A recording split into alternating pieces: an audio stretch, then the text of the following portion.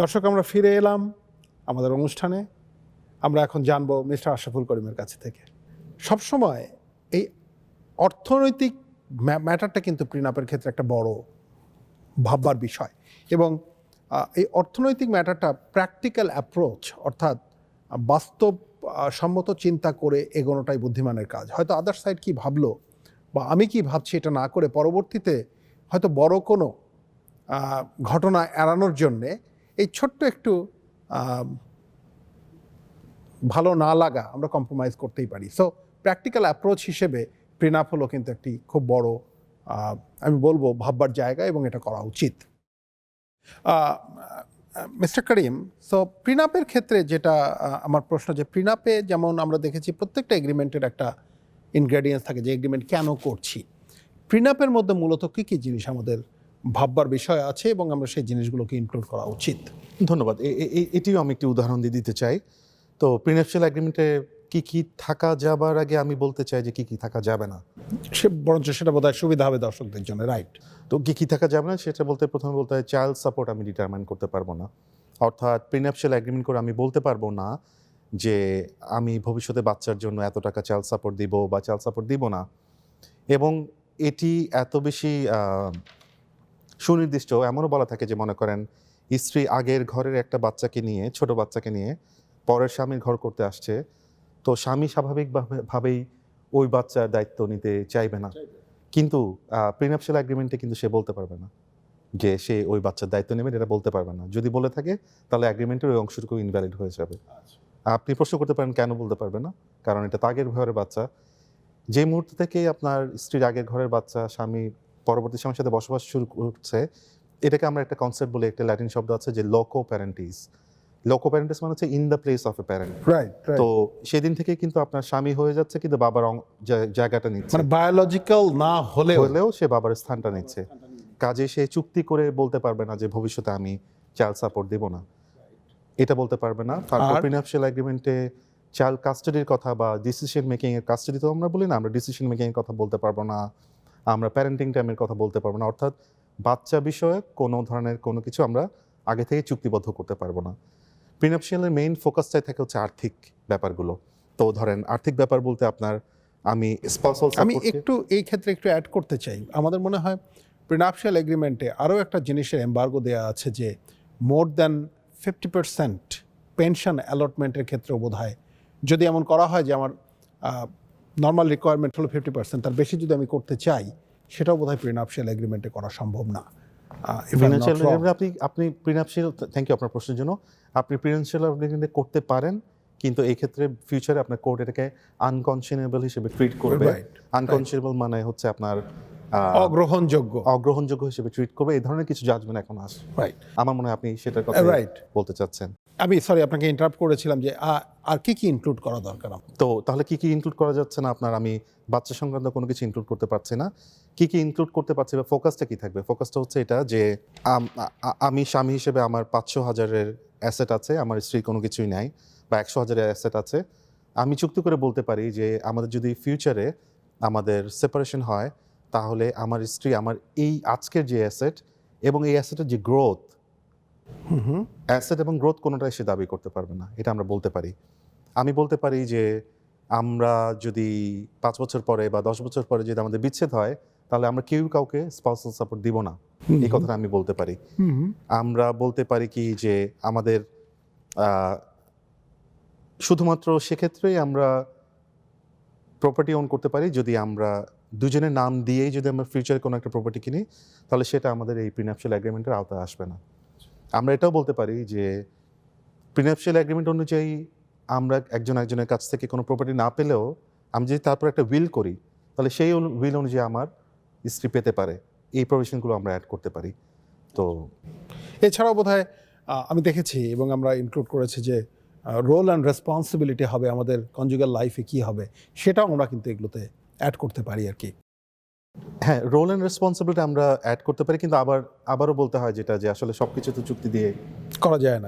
এছাড়াও বোধহয় আমরা ইনহেরিটেন্সটা কিভাবে ডিল হবে যে আমরা অবর্তমানে, সেটাও বোধহয় আমরা প্রিন্যাপশিয়াল এগ্রিমেন্টে হ্যাঁ, যেটা উল্লেখ আমি করতে একটু আগে পারি। বললাম, যেটা যে Right. আপনার যে উইলের যে Will এর যে ব্যাপারটা, ব্যাপারটা, আমরা right. বলতে পারি কি যে অনেকে বলে কি যে তুমি তো আমাকে প্রিনাপশিয়াল এগ্রিমেন্টে এক্সক্লুড করলা, তুমি মরে গেলে কি হবে?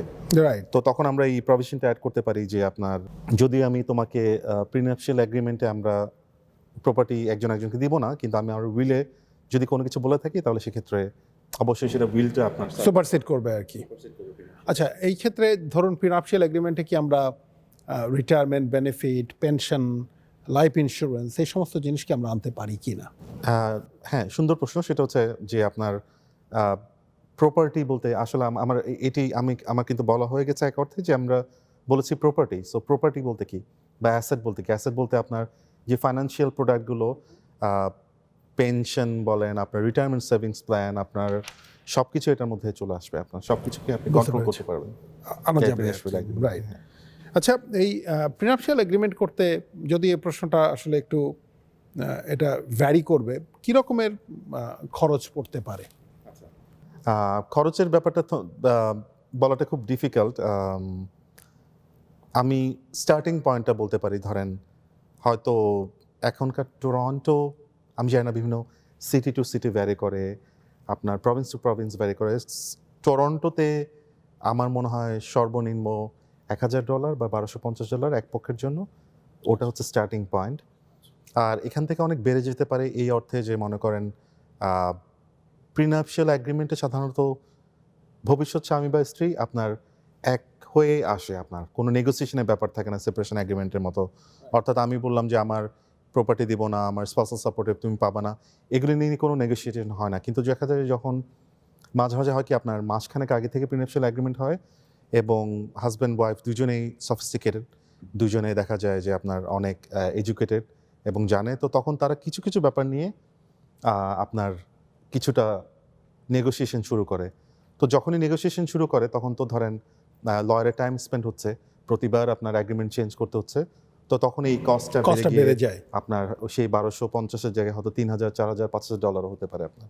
আচ্ছা, এই ক্ষেত্রে যেমন সেপারেশন এগ্রিমেন্টের ক্ষেত্রেও এটা একটা ফ্যাক্টর ছিল, প্রিনাপশিয়াল এগ্রিমেন্টে financial disclosure of the parties কি ম্যান্ডেটরি কিনা? কোথাও আমি দেখিনি যে আপনার স্পেসিফিক্যালি ম্যান্ডেটরি কথার উল্লেখ করা আছে, তবে প্রিনাপশিয়ালের ভিত্তিটাই হচ্ছে ফাইন্যান্সিয়াল ডিসক্লোজার। রাইট। আমাকে এই প্রশ্ন করেছিল আপনার কয়েকদিন আগে একজন ক্লায়েন্ট যে আমার হাজব্যান্ড জানবে না আমার কি আছে, আমি জানবো না আমার হাজব্যান্ড কি আছে, আমরা প্রিনাপ করতে চাই। আমি স্ট্রেট আসলে নো করে দিয়েছি, কারণ আমি আসলে এমন কোনো চুক্তিতে ইনভলভ হতে চাই না যেটা ভবিষ্যতে আপনার রদ হয়ে যেতে পারে, হ্যাঁ, মানে ক্যান্সেল হয়ে যেতে পারে। তো এখন আমি যদি আমার আস্তিনের নিচে আমার কার্ড লুকিয়ে রাখি, আপনি আপনার আস্তিনের নিচে আপনার কার্ড লুকিয়ে রাখলেন, তাহলে আর চুক্তি করার মানে কি? এক্স্যাক্টলি। নো, এখন ধরুন আমার ক্ষেত্রে এরকম হয়েছে, এসে বলেছে যে ভাই আমার যে সমস্ত ডেট আছে, আমার যে সমস্ত ঋণ আছে, আমি ওইগুলো জানাতে চাই না। তো যদিও আপনার প্রশ্নের উত্তর আপনি দিয়ে দিয়েছেন, বাট এই ক্ষেত্রে কি এটাকে ওভারলুক করা যায় কিনা, যে না আমি আমার ডেটগুলো আমি বলবো না, তার ডেটগুলো আমার জানার দরকার নেই? এই ক্ষেত্রে আমি বলবো কি যে সবসময় তো আসলে স্পষ্টভাবে কোনো কিছু আনসার দেওয়া যায় না, কিন্তু দেখেন আপনি উভয় চিন্তা করেন যে আপনার ঋণ গোপন করে বা আপনার লায়াবিলিটি গোপন করে আপনি বিয়ে করছেন। বিয়েটা হচ্ছে একটা কিন্তু জয়েন্ট একটা ফ্যামিলি, আপনার ফ্যামিলি প্রোডাক্ট বা বিজনেস Right. প্রোডাক্টও বলা যায়, রাইট। কারণ এই বিয়েকে কেন্দ্র করে আপনার সব অ্যাসেট ডেভেলপ করছে। তো এই ক্ষেত্রে আমার কাছে মনে হয় এটা আনকনশনেবল, নাম্বার 1। নাম্বার 2 হতে পারে যে শুধুমাত্র এই গ্রাউন্ডের উপর ভিত্তি করে ওয়াইফ ফিউচারে বা হাজব্যান্ড ফিউচারে এটাকে ক্যান্সেলের জন্য কোর্টে আবেদন করতে পারে। এবং নাম্বার 3 হচ্ছে এটা যে আপনার আজকের যে ডেট, এটা আপনার ফিউচারের জয়েন্ট ফ্যামিলি প্রপার্টিকে এফেক্ট করবে, নেট ফ্যামিলি প্রপার্টিকে এফেক্ট করবে। যে আপনি যদি এই ডেটটাকে ক্যারি করে বিয়েতে নিয়ে যান, আপনি আজকে আমার 100,000-এর ডেট আছে বা আমার ব্যাংক্রাপসি আছে, আমি বিয়ে করলাম গেলাম, ব্যাংক্রাপসি আমার ডিসচার্জ হলো না, আমার বাড়ি কিনলাম একসাথে, পরে দেখা গেল আমার সেই বাড়িতে আমার ওয়াইফ ভেবে থাকলো যে তার হয়তো 200,000 টাকার ইকুইটি আছে, আসলে তার হয়তো কিছুই নাই আমার ডেটের কারণে। তো সে তো বঞ্চিত হচ্ছে ফিউচারে আমি যদি তাকে গোপন করি। তো আমি যেটা বলবো যে আসলে আমার সীমিত অভিজ্ঞতা থেকে বা সীমিত জ্ঞান থেকে আমি বলবো যে এটা আসলে পসিবল না, করা উচিত না কোনো। রাইট। আমি আপনাকে একটা এক্সাম্পল বেজ একটা কোয়েশ্চেন করতে চাই এখন, যেটা আমরা মাঝে মাঝেই দেখি। ধরুন অনেক সময় আমরা প্রপার্টি কারোর সঙ্গে কিনি, ধরুন আমি একটা প্রপার্টি আমার মায়ের সঙ্গে আমি কিনেছি এবং মাকে কিনেছি বলতে মাই কিনেছে, ইনফ্যাক্ট মায়ের নামে কেনা, এবং তাতে মূলত কন্ট্রিবিউশনটা আমার পুরোপুরি। তো ধরুন কন্ট্রিবিউশন যেহেতু আমার, প্রপার্টি বেনিফিশিয়াল ওনারশিপ আমারই, তো যখন সেপারেশন হয়ে যাবে এবং আমি বিবাহিত, আমি বিয়ে করার পরে যেহেতু আমি বেনিফিশিয়াল ওনার, সেপারেশনের ক্ষেত্রে তো অবভিয়াসলি আমার ওয়াইফ সেখানে গিয়ে প্রপার্টি ক্লেম করতেই পারে, যেহেতু আমি ওখানে কন্ট্রিবিউট করছি এবং আমি ওখানে থাকছি। এই ক্ষেত্রে এরকম সিচুয়েশনে প্রিনাপ কি কোনো রকমের হেল্প করতে পারে কি না?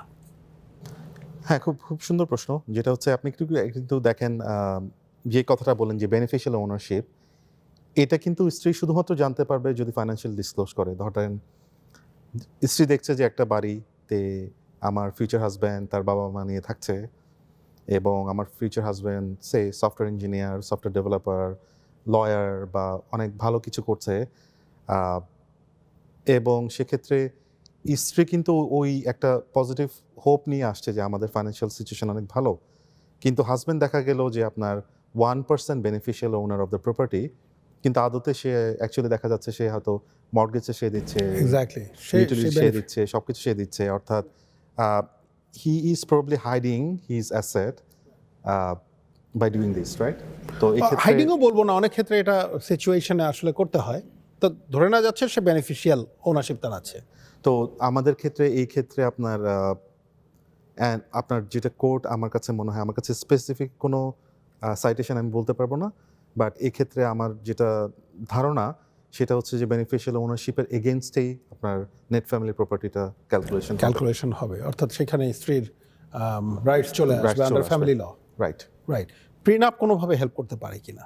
প্রিনাপ হেল্প করতে পারে এই অর্থে যদি আপনার ডিসক্লোজ করে, যে হাজব্যান্ড যদি ডিসক্লোজ করে যে তার 1% ওনারশিপ আছে, বাট সে আসলে এই প্রপার্টির ক্ষেত্রে সবকিছু সে বিয়ে করে বেনিফিশিয়াল 100% ওনারশিপ তার, বেনিফিশিয়াল 100% ওনারশিপ তার আছে এবং তার কোনো সিবলিংস নাই, বা তার বাবা মার সাথে তার হয়তো ট্রাস্ট এগ্রিমেন্ট করা আছে, যে ট্রাস্ট এগ্রিমেন্টে বলা আছে যে যদিও ছেলে 1% ওনার, আর কিন্তু আসলে ছেলে এটার beneficial owner, for some legal technicalities হয়তো তার 1%-এর বেশি ওনারশিপ দেখানো হয়নি। তো এই ব্যাপারগুলো যে সেই আগের কথায় ফিরে যায় যে ডিসক্লোজার, মানে এই কথাগুলো বলা থাকতে হবে। কিন্তু ফুল ডিসক্লোজার হলেও আমার ধারণা ফ্যামিলি ল অ্যাক্ট অনুযায়ী ম্যাট্রিমোনিয়াল যে রাইটসটা, এটা বোধহয় প্রিনাপ ডিফিকাল্ট হবে বোধহয় কোর্টের কাছে, এবং সেক্ষেত্রে ফ্যামিলি ল অ্যাক্ট আন্ডারে আমার মনে হয় ওয়াইফের বা মানে স্পাউসের যে ম্যাট্রিমোনিয়াল রাইটস সেটা বোধহয় সুপারসিড করবে আর কি। যদি আমরা দেখেছি অনেক ক্ষেত্রে প্রিনাপে এগুলো ইনক্লুড করা হয়। না, এই ক্ষেত্রে আসলে আমরা আমার মনে হয় এই বিষয়টা দর্শকের জন্য একটু কমপ্লিকেটেড হবে, হ্যাঁ এটা ঠিক। তারপরেও দর্শকদের উদ্দেশ্যে একটা জিনিস বলতে চাই যে আপনাদের একটা জিনিস জানা উচিত যে আমরা এগ্রিমেন্টে হয়তো এমন কিছু যা খুশি লিখতে পারি, বাট কিছু ল আছে যে লগুলো সবসময় সুপারসিড করবে। যেমন ফ্যামিলি ল অ্যাক্টের আন্ডারে যে ম্যাট্রিমোনিয়াল প্রপার্টি রাইটস, এই রাইটসটা কিন্তু আপনি কোনো কিছু দিয়েই খর্ব করতে পারবেন না। তো আপনাদের লয়ার যারা ড্রাফট করবেন সেই সময় তারা আপনাদেরকে এই ব্যাপারটা অ্যাডভাইস করবেন। আমি ফিরে যাচ্ছি আপনাকে আর একটা এক্সাম্পল বেসড কোয়েশ্চেন করবার জন্য। আপনি কিছুটা ইন্ডিকেশনের আগেও দিয়েছেন। ধরুন আমি বিয়ে করতে যাচ্ছি, যাকে বিয়ে করতে যাচ্ছি তার প্রিভিয়াস রিলেশন থেকে চাইল্ড আছে। তো আমি কি প্রিনাপে ওই চাইল্ডের ভরণ পোষণ থেকে শুরু করে যা যা করবো এই করার দায়িত্বটা আমি নেব না? এটা কি করা সম্ভব কিনা উইথ ফুল ডিসক্লোজার?